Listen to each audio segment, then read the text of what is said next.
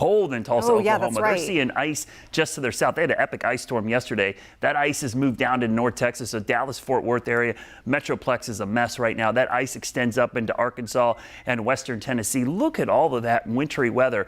We're on the warm side of this system, so that colder air is going to be surging in a little bit at a time and kind of oozing over the mountains. Basically, a backdoor front's going to move in, and that's going to set up the wedge and give us some cold rain the next couple of days. But all this clears out for the weekend. So we are going to see the sun returns Friday, Saturday into Sunday, but it's going to be much colder. Now that wedge, typical setup here in the Carolinas, high pressure to the north, cold, dry air at the surface. It's heavy, dense. It hugs the ground. It gets trapped against the mountains. The mountains act like a dam and trap that cold air. At the same time, warm, humid air aloft, up around 5,000 feet, tries to ride up and over that, falls into that layer, causes it to be even cooler. So we get evaporative cooling, just reestablishes it, and just sets the stage for drizzly, misty, just ugly weather. Sometimes if there's cold enough air in place, you get an ice storm or winter weather, but in this case, not cold enough for wintry weather, just cold enough to make it a miserable rain. And watch the backdoor front. I want you to watch the blues up here and the cold air surging in from Virginia, pushing down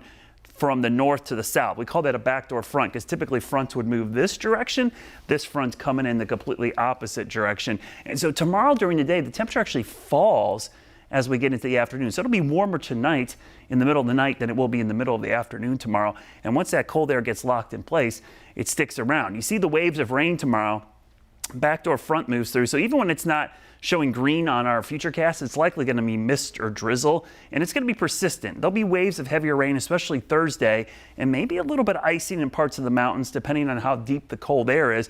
But then it all clears out for Friday as that cold front pushes everything out of here. Now, additional rainfall doesn't look like a lot, but as we've mentioned many times, in the winter time, there's no vegetation growing, so all that moisture gets stuck in the soil and just sits there.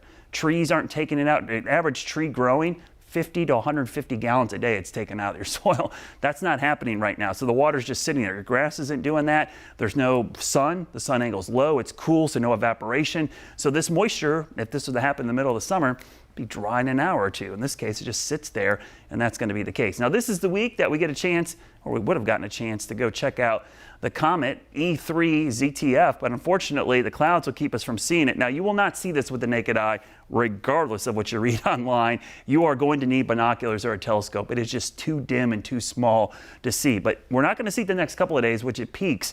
But by the weekend, with clearing skies, look up to the north, northeast overnight, closer to midnight once the moon goes down. Grab binoculars. You don't need a great telescope. Binoculars or a camera.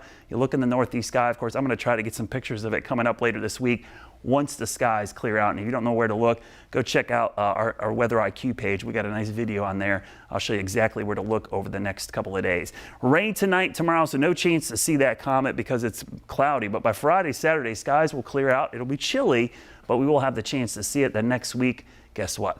More rain in the forecast. Guy Roofing 7-day forecast. Chilly going into the weekend. Scouting for food is going to be cold Saturday, but it will be sunny next week. We're back into the mid-60s.